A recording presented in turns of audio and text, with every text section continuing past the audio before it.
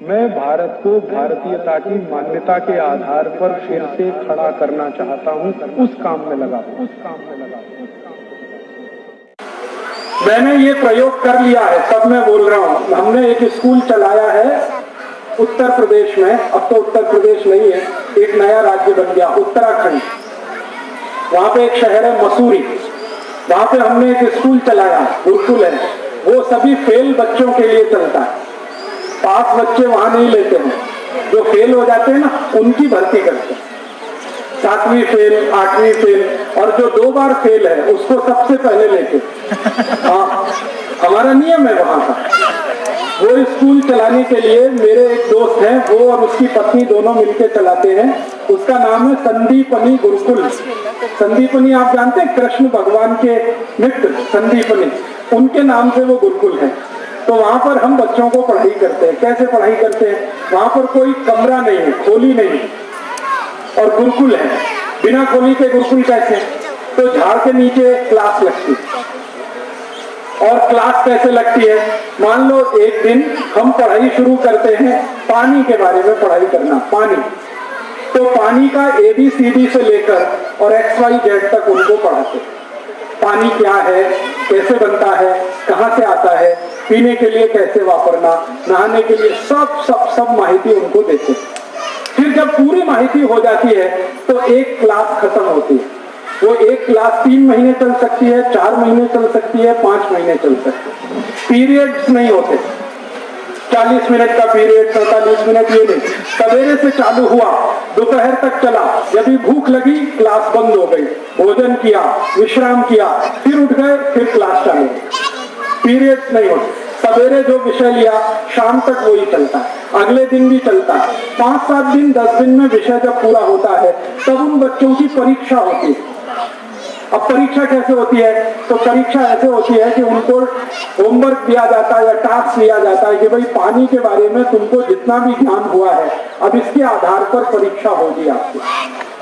तो परीक्षा में ऐसे ही उनको काम दिया जाता है।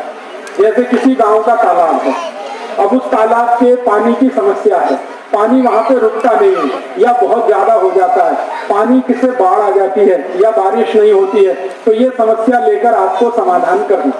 पानी के बारे में उनको सब माहिती है। तब वो गाँव में जाते हैं, गाँव के शेतकरी के साथ बात करते हैं, तालाब की क्या समस्या है उस पर बात करके तालाब को ठीक करते हैं। ठीक करके गुरुकुल में वापस आते हैं, तब उनको माना जाता है कि ये पास हो गए।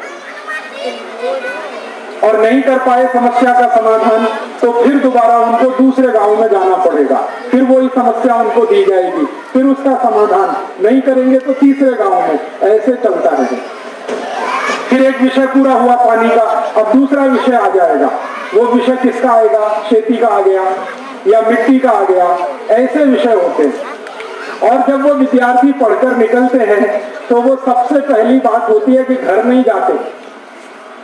वो बोलते हैं हमको घर नहीं जाने का। क्यों नहीं जाने का? वो कहते घर में मजा नहीं आता। क्यों मजा नहीं आता? आई बाबा दबाव डालते हैं, ऐसा करना वैसा नहीं करना, ऐसा करना वैसा नहीं करना। गुरुकुल में उनको कोई दबाव नहीं, जो उनके दिल में आए वो करना, तो घर नहीं जाते। फिर आई बाबा परेशान होते हैं कि आपने तो बच्चों को बिगाड़ दिया, ये तो हमसे दूर भाग गए। तो हमने कहा आप सोचो ये आपसे दूर क्यों भाग रहे हैं?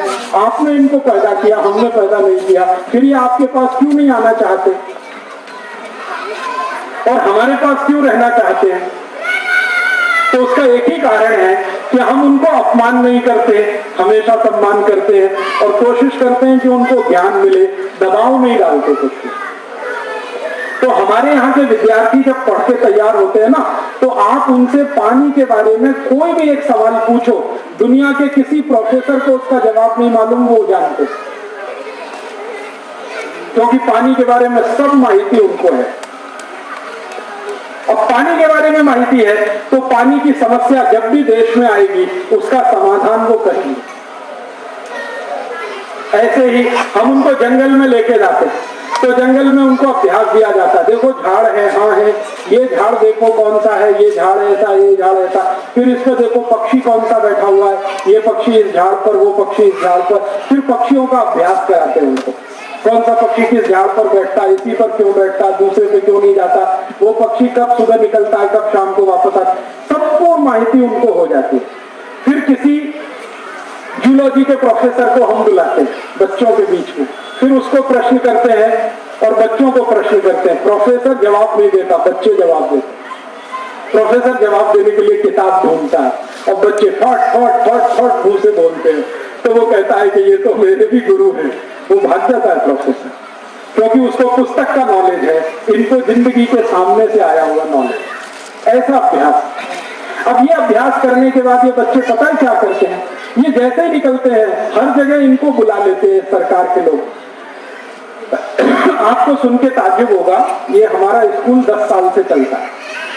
10 साल में लगभग 1340 बच्चे वहां से निकले पढ़कर। एक भी बेरोजगार नहीं है इस सब, एक भी बेरोजगार नहीं।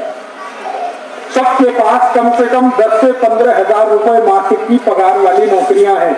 डिग्री किसी के पास नहीं। तो आप बोलेंगे नौकरियां कहाँ मिली हुई हैं?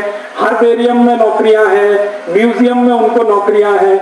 जहां पर जीवित हार्बेरियम और म्यूजियम होते हैं वहां पर उनको नौकरियां हैं, क्योंकि नॉलेज उनके पास है।